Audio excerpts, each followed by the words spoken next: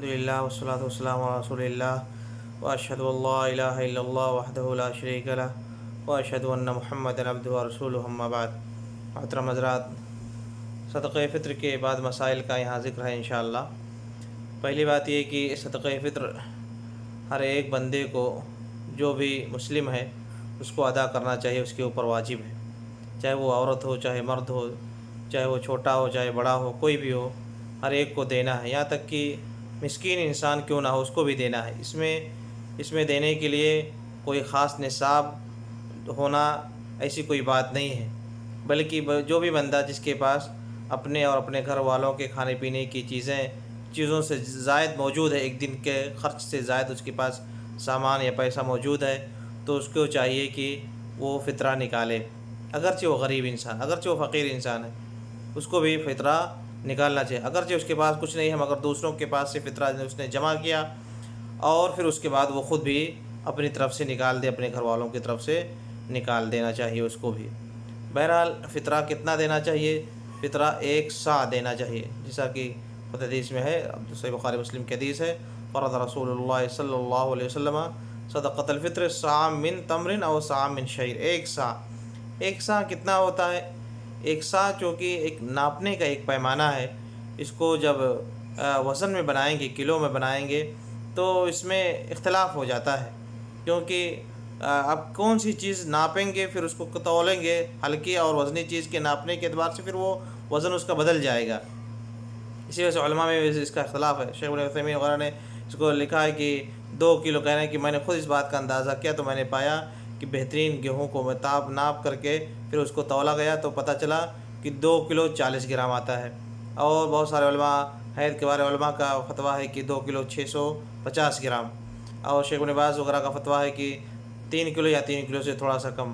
تو اس طرح سے اس کے مقدار میں اختلاف ہے کہ کتنا مقدار کلو کے اعتبار سے بنے گی 1 صاع کی، مگر جو بھی ہو بندے کو چاہیے کہ 2.5 کلو سے تقریباً کم نہ نکالے۔ عام جو قول ملتا ہے وہ 2.5 کلو یا 2 کلو 600 گرام، اور احتیاط کا تقاضا یہ کچھ اور بڑھا دے، تقریباً 3 کر دے، اور 3 کر دیتا ہے تو سب سے بہتر طریقہ ہوگا، کیونکہ اس نے بالکل احتیاط کے باب کو پکڑ لیا، اور بہرحال 3 کلو سے ہرگز زیادہ نہیں ہو سکتا۔ 1 صاع کی مقدار بہرحال 3 کلو کے اندر ہی ہوتی ہے، 3 کلو کے اندر ہی ہوتی ہے۔ اس اعتبار سے اس کو صدقہ فطر نکالنا ہے، ہر ایک کی طرف سے نکالنا ہے۔ جو بھی بندہ شوال کا چاند نظر آنے سے پہلے گھر میں پایا جاتا ہے، چاہے وہ اسی دن پیدا ہوا ہو، اس کی طرف سے بھی نکالا جائے گا صدقہ فطر۔ اور اگر کوئی شخص چاند نظر آنے سے پہلے انتقال کر جاتا ہے تو پھر اس کی طرف سے صدقہ فطر ادا نہیں کیا جائے گا، کیونکہ وجوب کا وقت ہونے سے پہلے اس کی کیا ہو گئی؟ وفات ہو گئی۔ کب نکالا جائے گا؟ اس کے نکالنے کا جو مین وقت ہے وہ چاند نکلنے کے بعد اس کا وقت ہوتا ہے۔ چاند نکلنے کے بعد سے لے کر کے عید الفطر کی نماز کے لیے نکلنے سے پہلے اس کو ادا کر دیا جائے۔ ادا کرنے کا مطلب یہ ہوتا ہے کہ اس کو فقیر کے پاس پہنچ جائے، اس محتاج اور مسکین کے پاس پہنچے۔ ادا کرنے کا مطلب یہ نہیں ہوتا ہے کہ آدمی کسی کو دے دے، اور یا کسی جمعیہ میں کسی ٹرسٹ کو دے دے اور کہہ دے کہ میں نے ادا کر دیا۔ نہیں، وہ تو ادا اس کے پاس سے ہو گیا، لیکن حقیقی ادا نہیں ہوا۔ ٹرسٹ والوں کو بھی چاہیے کہ اس کو مسکین کے پاس نماز سے پہلے اس کو ادا کر دیں، یہ نہیں کہ وہ لوگ اس کو رکھ لیں اور اس کو ہم دیکھیں گے نماز کے بعد 2-4 دن 10 دن کے بعد اس کو پلان بنا کر کے ہم اس کو بانٹیں گے اور کسی اور مشروع میں اس کے پروجیکٹ میں لگائیں گے۔ کسی پروجیکٹ میں لگانا جائز نہیں ہے۔ اس کا حق صرف کس کو ہے؟ مسکین کا ہے۔ مسکین کے علاوہ کہ جیسا کہ شیخ طبیانی وغیرہ نے اسی چیز کو راجح قرار دیا، شیخ البانی وغیرہ نے اسی چیز کو راجح قرار دیا ہے کہ صرف اور صرف کا مصرف کیا ہے؟ مسکین ہے، مسکینوں ہی پر اس کو خرچ کیا جائے گا، لہذا اس کو کسی اور مصرف میں خرچ نہ کیا جائے۔ اور اس کو کب بانٹا جائے؟ عید کی نماز کے لیے نکلنے سے پہلے اس کو بانٹ کر کے ختم کر دیا جائے۔ ٹرسٹ والے بھی اس کو رکھ نہیں سکتے ہیں کہ ہم نے جمع کر دیا ہے اور لوگوں کی صدقے ادا ہو گئے، ہم اپنا دیکھیں گے 1 مہینے کے بعد، 1 ہفتے کے بعد، اور پلان بنا کر کے اس کو مینیج کر کے پھر بانٹیں گے۔ ایسا کچھ نہیں ہے، بلکہ ان کو بھی چاہیے کہ نماز عید سے پہلے اس کو پوری طرح سے وہ غریبوں تک، مسکینوں تک جہاں پہنچانا اس کو پہنچا کر کے ختم کر دیں۔ اللہ کی کوئی خاص مجبوری ہو گئی تو دوسری بات ہو گئی، ہر ایک چیز کی ایک اپنی وہ ہوتی ہے، سچویشن ہوتی ہے، مگر یہ کہ ایسا کرنا ان کے لیے عمومی طور سے جائز نہیں ہے۔ اس کا وقت کیا ہے؟ اس کا وقت یہی ہے کہ اس کو نماز عید سے پہلے ہر حال میں اس کو ادا کر دینا ہے۔ کب اس کو اور اگر کوئی شخص اس کے وقت سے پہلے ادا کرتا ہے، جیسے بہت سارے لوگ شروع رمضان ہی میں نکال دیتے ہیں، ایک ہفتہ 2 ہفتہ رمضان گزرنے کے بعد ہی نکال دیتے ہیں، تو یہ بھی جائز نہیں ہے۔ یہ ایک ایسی عبادت ہے جو موقت عبادت ہے، یعنی اس کا ایک وقت ہے کہ اسی وقت میں یہ فرض ہوتے، اسی وقت میں اس کو نکالا جائے گا۔ ہاں، اس سے نکالنے سے پہلے، اس وقت سے نکالنے سے پہلے کہ رخصت ملتی ہے 1 دن یا 2 دن کی۔ صحیح بخاری کے حدیث وَكَانُوا يُعْطُونَ قَبْلَ الْعِيدِ بِيَوْمٍ أَوْ يَوْمَيْنِ، کہ لوگ نکالا کرتے تھے صدقہ فطر عید سے 1 دن پہلے یا 2 دن پہلے، اتنی کی گنجائش ملتی ہے کہ 1 دن پہلے یا 2 دن پہلے نکالا جا سکتا ہے، لیکن اس سے پہلے نکالنے کی کوئی دلیل اور کوئی گنجائش کہیں دکھائی نہیں دیتی ہے، لہذا اس سے پہلے نکالنا جائز نہیں ہے۔ اور اگر کوئی نکالتا ہے تو علماء کا فتویٰ یہ ہے کہ اس نے عبادت کو اس کے وقت سے پہلے کر لیا تو اس کا عام صدقہ تو مانا جائے گا مگر اس کا صدقہ فطر نہیں ہو سکتا ہے۔ اس کو چاہیے کہ جب وقت ہو جائے تو اس کی قضا کرے، پھر سے اس کو ادا کرے۔ جیسے کسی نے نماز کو اس کے وقت سے پہلے پڑھ لیا تو اس کی نفلی نماز ہو جائے گی، لیکن وہ اصلی نماز نہیں ہوگی۔ جب وہ وقت ہوگا تو اس سے کہا جائے گا کہ اس نماز کی تم قضا کرو، تمہاری نماز نہیں ہوگی کیونکہ تم نے نماز کو اس کے وقت سے پہلے ادا کر لیا۔ اسی طرح سے یہاں بھی کہا جائے گا، جیسے کہ شیخ عثیمین نے وغیرہ نے اس بات کی بالکل صراحت سے کی ہے کہ ایسا اگر کسی نے کیا تو اس کو چاہیے کہ پھر سے ادا کرے۔ اور ایک بہت ضروری چیز ہے صدقہ فطر کے بارے میں، وہ یہ ہے کہ کیا نکالا جائے، کیا نقدی کیش نکالنا جائز ہے کہ نہیں جائز ہے۔ دیکھیں، یہ ایک ایسا مسئلہ ہے جس میں بڑا اختلاف ہے خاص طور سے اس زمانے میں، اور یہ مسئلہ کوئی نیا مسئلہ نہیں ہے، اس میں پرانے زمانے سے اس میں 2 قول پایا جاتا ہے۔ پہلی بات یہ ہے کہ عام علماء کا، جمہور کا فتویٰ یہ کا قول یہی ہے کہ صرف اور صرف غلہ ہی نکالا جا سکتا ہے، نقدی نکالنے کی کوئی گنجائش نہیں ہے۔ لیکن دوسرا ایک قول ابو حنیفہ رحمہ اللہ وغیرہ کا پایا جاتا ہے کہ نقدی بھی نکالا جا سکتا ہے، مگر اس مسئلے میں بہت زیادہ آدمی کو چاہیے کہ تشدد نہ برتے۔ تشدد برتنے کی ضرورت نہیں ہے، کیونکہ اس مسئلے میں پرانے زمانے سے اس میں اختلاف پایا جاتا ہے، اور اس کے بھی کچھ قائلین موجود ہیں۔ ہم یہ دیکھنے کی کوشش کریں کہ راجح کون ہے دلیل کی روشنی میں، زیادہ صحیح کون ہے، تو زیادہ صحیح یہی ہے کہ نقدی نکالنا نہیں چاہیے، بلکہ آدمی کو چاہیے وہی نکالے جو نبی علیہ السلام کے زمانے میں صحابہ نکالا کرتے تھے، یہ صحابہ خود نکالا کرتے تھے بعد میں بھی۔ وہ کیا؟ وہ غلے سے نکالا کرتے تھے، نقدی کا ان سے کوئی ثبوت نہیں ملتا ہے، اور یہی راجح ہے، اس لیے کہ صحابہ سے کہیں اس طرح کی کوئی ثبوت نہیں ملتا ہے۔ یہ جو بات کہی جاتی ہے کہ نبی علیہ السلام کے زمانے میں نقدی نہیں تھے یا کم تھے، ٹھیک ہے، مگر یہ کہ اس قدر بھی کم نہیں تھے کہ ان کے پاس اس طرح کی نقدی نہیں تھی، اور نبی علیہ السلام کے پاس صحابہ کے زمانے میں تو نقدی کی بالکل کثیر تعداد ہو گئی تھی، بہتات ہو گئی تھی، مگر صحابہ سے بھی کہیں اس طرح کا کوئی ثبوت نہیں ملتا ہے کہ وہ لوگ نقدی نکالتے رہے ہوں۔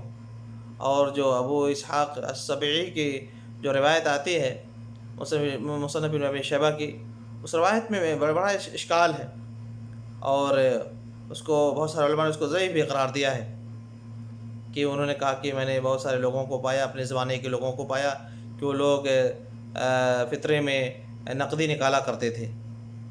یہ روایت جو ہے، اس روایت میں زہیر کا جو ابو اسحاق سے سماع ہے، ابو زرع رازی، امام احمد بن حنبل، حافظ بن حجر وغیرہ سب کہتے ہیں کہ ابو زہیر کا سماع ابو اسحاق السبعی سے ان کے اختلاط کے بعد آخری عمر میں ہوا ہے، جبکہ وہ ان کا حافظہ مختلط ہو گیا تھا، خراب ہو گیا تھا، تو اسی بنیاد پر بہت سارے علماء نے اس روایت کو ضعیف قرار دیا ہے۔ بہرحال اس روایت میں اشکال یہ بھی ہے کہ ایک ایسی بات کا وہ تذکرہ کر رہے ہیں کہ میں نے لوگوں کو پایا کہ وہ لوگ صدقہ فطر میں نقدی نکالا کرتے تھے. ایک عام بات کہہ رہے ہیں، اور ایک اس عام بات کو، یہ ایسی چیز ہے جو مشہور ہونی چاہیے، مگر کہیں سے کسی اور روایت میں کہیں طرح سے اس کا ثبوت نہیں ملتا ہے. اسے اگر یہ بات ہوتی تو لوگوں میں مشہور ہوتی اور لوگوں منتشر ہوتی، اور اس کا ثبوت ملنا چاہیے اور بہت ساری روایتوں میں. بہرحال یہ ایسی روایت اپنی جگہ پر ایک ایسی روایت ہے جو دوسرے قول والوں کی خاص دلیل ہے. اس کو پوری طرح سے ریجیکٹ بھی نہیں کیا جا سکتا ہے، مگر یہ اس کے قبول کرنے میں بھی پریشانی ہے. ایک تو اس کے سماع میں مشکل ہے، دوسری بات یہ ہے کہ اس روایت میں جو بات کہی جا رہی ہے وہ خود اپنے آپ میں غور طلب مسئلہ ہے. ایک بات ایسی کہی جا رہی ہے جو بالکل لوگوں کا حال، زمانے والوں کو حال بیان کیا جا رہا ہے، اور ایسی چیز عام طور سے، عمومی طور سے یہ ہونا چاہیے کہ لوگوں میں مشہور ہونا چاہیے. اس طرح کی بہت ساری روایتیں پائی جانی چاہیے جس سے پتہ چلے کہ ایسی چیز ہے اور اس کا ثبوت ملتا ہے. اور اس کے علاوہ جو حسن بصری رحمہ اللہ کا قول نقل کیا جاتا ہے، بہرحال ان کا قول ہے، مسلم ابن شیبہ کی روایت ہے، مگر وہ ایک تابعی کا قول ہے. تابعی کا قول ہے، اور تابعی کا اپنا قول ہے، یہ نص کے مقابلے میں حجت تو نہیں ہو سکتا ہے، لیکن بہرحال اس کا ایک وزن کہا جا سکتا ہے، لیکن دلیل تو نہیں بن سکتی ہے. تابعی وغیرہ کا قول شریعت میں دلیل نہیں ہوا کرتا ہے، مگر اس کو ایک تائید کے طور سے اس کو ایک سہارا دیا، اس سے مل سکتا ہے، لیکن اس کو دلیل نہیں پکڑی جا سکتی اس کے ذریعے سے. اسی طرح سے عمر بن عبدالعزیز کا بھی جو قول ہے کہ انہوں نے اپنے مال کو لکھا کہ لوگوں سے نصف سا اور نصف درہم لے لیا کریں. یہ بھی چیز بھی جو آتی ہے، یہ اس کو بھی یہی کہا جائے گا کہ عمر بن عبدالعزیز کا یہ جو رحمہ اللہ کا یہ جو قول ہے، یا یہ جو فرمان جاری کیا، یہ بھی ان کے اپنے اجتہاد ہے. اور اس بارے میں یہ بھی تو کہا جا سکتا ہے کہ انہوں نے جو اپنے عمال کو لکھا کہ لوگوں سے ایسا لے سکتے ہو، لیکن جو فقراء کو دینا ہوگا تو انہیں کہا کہ وہی چیز دے دینا، ہو سکتا ہے وہ لوگ خرید کر کے دیں. عمال یہ لوگوں سے لیں گے، اور لوگوں سے لینے میں کوئی حرج نہیں ہے اگر نقدی ہی لیا جائے، مگر فقیر کو اگر وہ خود خرید کر کے دیتے تو پھر اس میں کوئی حرج نہیں ہے. فقیر کو تو پھر طعام پہنچا. اور اس بات کا یہاں میں خاموشی ہے کہ کیا فقیر کو دیا جاتا تھا، کیا نقدی لے کر کے نقدی دے دیا جاتا تھا، یا نقدی لے کر کے پھر خرید کر کے دیا جاتا تھا. کوئی بات یہاں صراحت کے ساتھ موجود نہیں ہے. تو دونوں کا احتمال موجود ہے، بہرحال موجود ہے.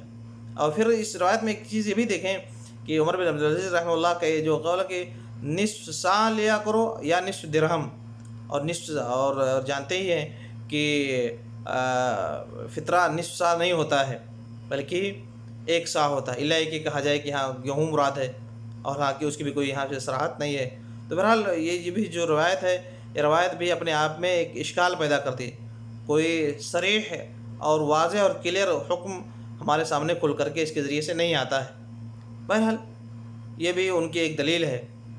اور اسی طرح سے دوسرے قول والوں کی بہت ساری اور جو چیزیں، ان میں سے ایک خاص چیز ہے، بخاری رحمہ اللہ کے بارے میں کہتے ہیں.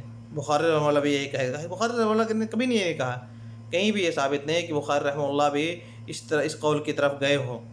اور جو لوگوں کو دھوکہ ہوتا ہے، وہ جو بخاری نے باب باندھا ہے، باب العرض فی التجارہ، وہ دوسری چیز تجارتی اموال جو ہوتے ہیں اس میں زکوٰۃ کے تعلق سے ان کا یہ باب ہے، اور نہ کہ فطرے کا وہاں کوئی ذکر نہیں ہے. فطرے کے تعلق سے کوئی بات ہی نہیں وہاں پر ہوئی ہے، بلکہ فطرے کے باب انہوں نے کچھ آگے چل کر کے انہوں نے دوسری جگہ پر باندھا ہے وہاں بخاری رحمہ اللہ نے.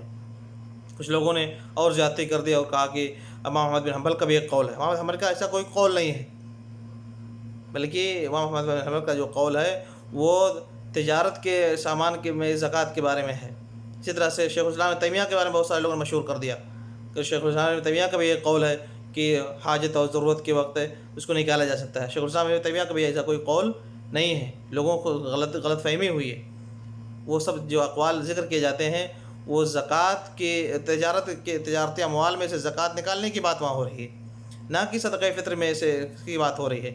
لوگوں نے عام زکوٰۃ کو صدقہ فطر سمجھ لیا، اور اس کی وجہ سے یہ سب غلط فہمیاں لوگوں میں عام ہو گئی، اور بہت سارے لوگوں نے تو یہاں تک کہنا شروع کر دیا کہ تابعین سے تو بالکل یہ پوری طرح سے ثابت ہے مدعا، اور اجماع سکوتی ہو گیا۔ بھائی تابعین سے کہاں سے اجماع سے؟ ایک تابعی سے، دو تابعی سے ثابت ہے صرف، ایک حسن بصری سے اور دوسرے عمر بن عبدالعزیز سے رحمہ اللہ، اور ان کے علاوہ کسی اور تابعی سے ثابت نہیں۔ پھر اجماع سکوتی کیسے ہو گیا؟ بعض دوسرے تابعین نے اس کا انکار بھی تو کیا۔ بہرحال یہ ایک ایسا مسئلہ ہے جس میں لوگوں کے درمیان اختلاف، علماء کا اختلاف ہے، اور راجح تو وہی ہے کہ آدمی اسی چیز کو اپنانے کی کوشش کرے جو نبی علیہ السلام کے زمانے میں تھی چیز، اسی پر عمل کرنے کی کوشش کرے۔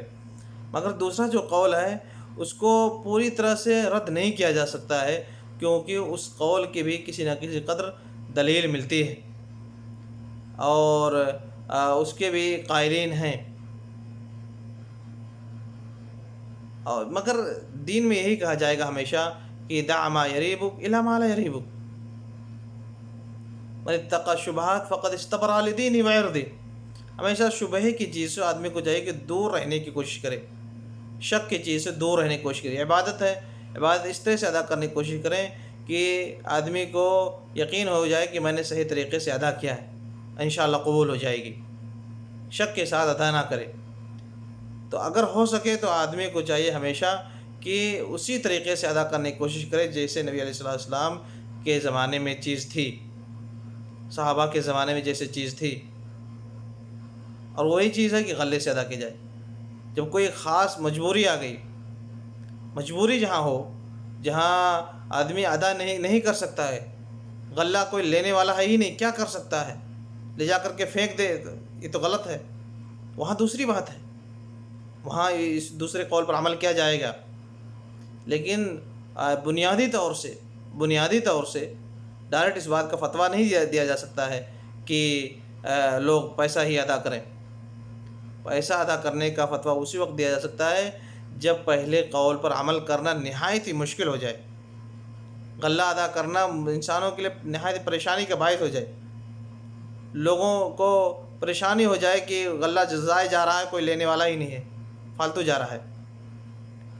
اسی طرح سے یحییٰ بن معین رحمہ اللہ کے بارے میں آتا ہے، بہت سارے لوگوں نے یحییٰ بن معین کے بارے میں یہی کہنا شروع کر دیا کہ یحییٰ بن معین یہی کہتے تھے کہ کوئی بات نہیں، ادا کرو۔